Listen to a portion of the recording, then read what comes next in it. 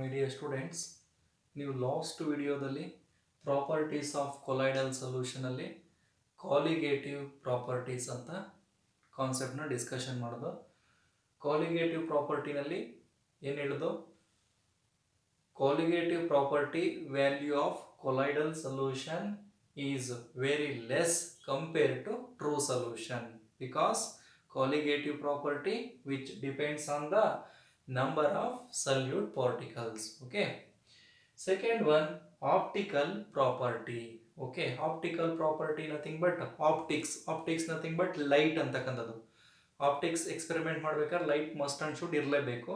ಅಲ್ಲಿ ನಾವು optical ಪ್ರಾಪರ್ಟಿನಲ್ಲಿ Tyndall effect ಅಂತ ಓದ್ತೀವಿ ಮಕ್ಕಳೇ. ಟಿಂಡಾಲ್ ಎಫೆಕ್ಟ್ ಏನಾಗಂದ್ರೆ ಟಿಂಡಾಲ್ ಎಫೆಕ್ಟ್ ಅಂತಂದ್ರೆ the phenomenon of scattering of light in a colloidal solution is called Tyndall effect. ಇದನ್ನ ನಾವು ಟಿಂಡಾಲ್ ಎಫೆಕ್ಟ್ ಅಂತ ಕರೆದಿದ್ದೀವಿ. ಅರ್ಥ ಆಗ್ತಿದೆಯಾ ಹಾಗಾದ್ರೆ? ಓಕೆ, ಲೈಟ್ ಅಂತಕ್ಕಂಥದ್ದು ಏನಾಗುತ್ತೆ? ಸ್ಕ್ಯಾಟರ್ಡ್ ಆಗುತ್ತೆ. ಯಾವಾಗ? Okay, consider A colloidal solution taken in a beaker.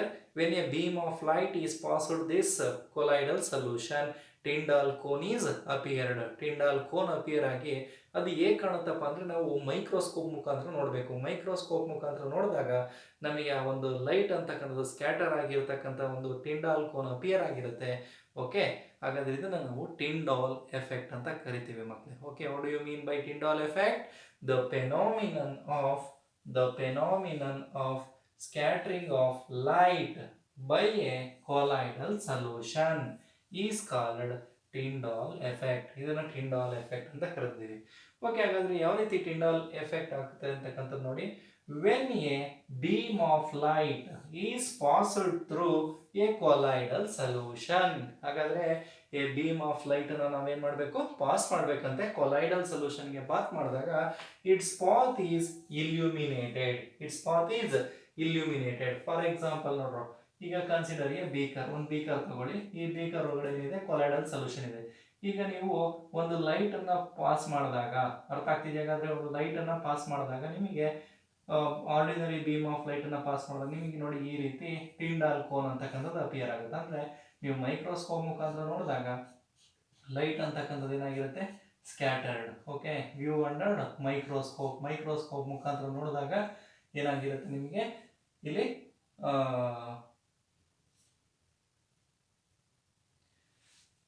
Light ಅಂತಕ್ಕಂಥದ್ದು ಸ್ಕ್ಯಾಟರ್ಡ್ ಆಗಿರುತ್ತೆ. ಓಕೆ, ಹಾಗಾದ್ರೆ ಇದನ್ನೇ ನಾವು ಟಿಂಡಾಲ್ ಎಫೆಕ್ಟ್ ಅಂತ ಕರೆದಿದ್ದೀವಿ. This is due to scattering of light by colloidal particles. Okay, the illuminated path is known as Tyndall cone. ಹಾಗಾದ್ರೆ ಇದನ್ನೇ ನಾವು ಟಿಂಡಾಲ್ ಕೋನ್ ಅಂತ ಕರೆದಿದ್ದೀವಿ ಮಕ್ಕಳೇ. ಟಿಂಡಾಲ್ ಕೋನ್ ಅಂತಕ್ಕಂಥದ್ದು.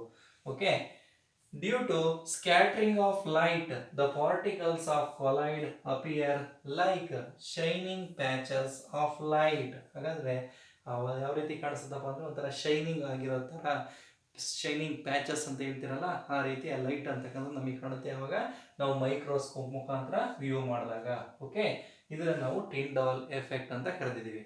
ಈಗ ಟಿಂಡಾಲ್ ಎಫೆಕ್ಟ್ಗೆ ಎಕ್ಸಾಂಪಲ್ ಕೊಡೋಣ. ಯಾವುದನ್ನ ಎಕ್ಸಾಂಪಲ್ ಕೊಡ್ಬೋದು? ನೀವು ಸಾಮಾನ್ಯಕ್ಕೆ ನೋಡಿರ್ತೀರಾ, ಸಿನಿಮಾ ಹಾಲ್ನಲ್ಲಿ ನೀವು ಸಿನಿಮಾ ನೋಡಬೇಕಾದ್ರೆ ಬ್ಯಾಕ್ ಸೈಡ್ ಒಂದ್ಸತಿ ಅಬ್ಸರ್ವ್ ಮಾಡಿ, ಪ್ರೊಜೆಕ್ಟರ್ ಮುಖಾಂತರ ಲೈಟ್ ಅನ್ನ ಪಾಸ್ ಮಾಡ್ತಿರ್ತಾರೆ. ಹಾಗಾದ್ರೆ ಪ್ರೊಜೆಕ್ಟರ್ ಮುಖಾಂತರ ಸ್ಕ್ರೀನಿಗೆ ಪಾಸ್ ಮಾಡಿದಾಗ ಆ ಲೈಟ್ ಅಂತಕ್ಕಂಥ ಸ್ಕ್ಯಾಟರ್ಡ್ ಆಗುತ್ತೆ. ಯಾಕಪ್ಪ ಸ್ಕ್ಯಾಟರ್ ಆಗುತ್ತೆ ಅಂದ್ರೆ ನೀವು ಆ ಸಿನಿಮಾ ಹಾಲ್ನಲ್ಲಿ ಏನಿದೆ?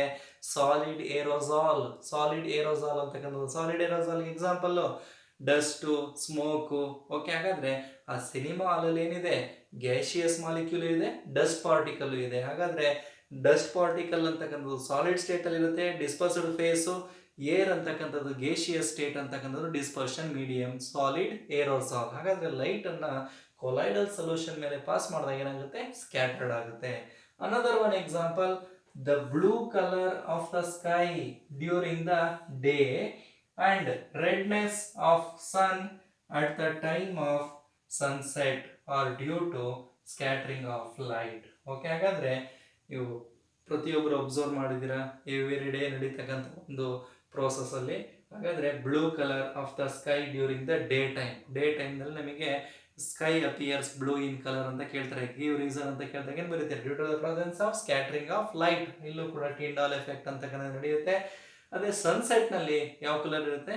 ರೆಡ್ನೆಸ್ ಅಂತಕ್ಕಂಥದ್ದು. Okay, Another one example, mist pierced by headlights at night also displays the same effect. ಹಾಗಾದ್ರೆ ನೀವು ನೈಟ್ ಟೈಮ್ ನೋಡಿ ಮಕ್ಕಳೇ, ನೈಟ್ ಟೈಮ್ ಎಲ್ಲಾದರೂ ವೆಹಿಕಲ್ ಅಲ್ಲೂ ಟ್ರಾವೆಲ್ ಮಾಡ್ತಾ ಇದ್ದೀರಾ ಅಂದ್ರೆ ಆ ಲೈಟ್ ಮುಖಾಂತರ ನಿಮಗೆ ಏನಾಗುತ್ತೆ, ಲೈಟ್ ಸ್ಕ್ಯಾಟರ್ಡ್ ಆಗುತ್ತೆ. ನೋಡಿ ರೋಡ್ ತುಂಬ ಎಲ್ಲ ಅಗಲ ಅಂತಂದ್ರೆ ಸ್ಕ್ಯಾಟರ್ಡ್ ಆಗುತ್ತಲ್ವಾ, ಹಾಗಾದ್ರೆ ಅಲ್ಲೂ ಕೂಡ ನಮಗೆ ಸಾಲಿಡ್ ಏರೋಸಾಲ್ ಅಂತಕ್ಕಂಥದ್ದು. ಓಕೆ, ಹಾಗಾದ್ರೆ ನಾವು ಟ್ರೂ ಸೊಲ್ಯೂಷನ್ ಮತ್ತೆ ಸಸ್ಪೆಂಡೆಡ್ ಅಲ್ಲಿ ಈ ಒಂದು ಟಿಂಡಾಲ್ ಎಫೆಕ್ಟ್ ಅಂತಕ್ಕಂಥದ್ದು ಅಬ್ಸರ್ವ್ ಆಗೋದಿಲ್ಲ. ಅರ್ಥ ಆಗ್ತಿದೆ? ಹಾಗಾದ್ರೆ the Tyndall cone is not observed in true solution and suspended solution or suspended particle.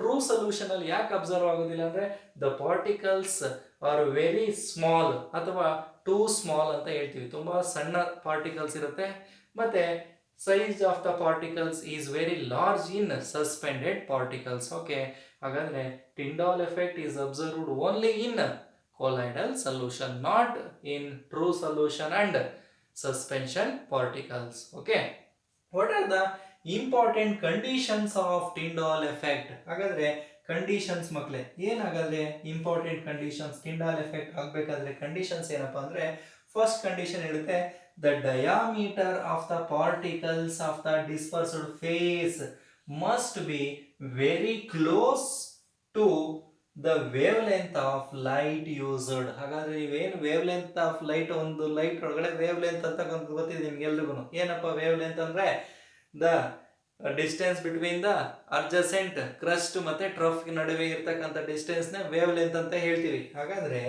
ಈ wavelength of the light used ಇದೆಯಲ್ವಾ, ಇಲ್ಲಿ the diameter of the particles of the dispersed phase and dispersed phase must be very close. ಹಾಗಾದ್ರೆ ಆ dispersed face particle ತುಂಬಾ ಹತ್ರ ಇರಬೇಕಂತೆ.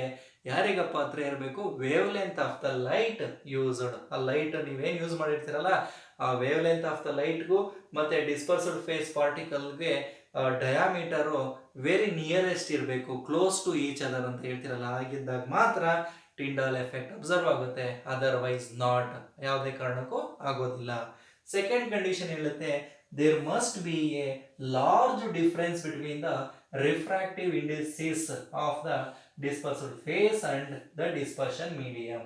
ಹಾಗಾದ್ರೆ ಈ dispersed face ಮತ್ತೆ ಡಿಸ್ಪರ್ಷನ್ ಮೀಡಿಯಂ ಮಧ್ಯೆ ರಿಫ್ರಾಕ್ಟಿವ್ ಇಂಡಿಸಿಸ್ ಅಂತ ಬರುತ್ತೆ. ರಿಫ್ರಾಕ್ಟಿವ್ ಇಂಡಿಸಿಸ್ ವ್ಯಾಲ್ಯೂ ತುಂಬಾ ಲಾರ್ಜ್ ಡಿಫರೆನ್ಸ್ ಇದ್ದಾಗ ಮಾತ್ರ Tyndall effect is observed, otherwise not. ಹಾಗಾದ್ರೆ these are the two conditions for Tyndall effect. Tyndall effect observe ಆಗಬೇಕಾದ್ರೆ ಇವೆರಡು ಕಂಡೀಷನ್ ನ ಒಬೇ ಮಾಡಲೇಬೇಕು. ಓಕೆ, ನಿಮಗೆ definition is very important in your examination part students. Okay, Tyndall effect, the phenomenon of scattering of light by a colloidal solution is called Tyndall effect. Okay.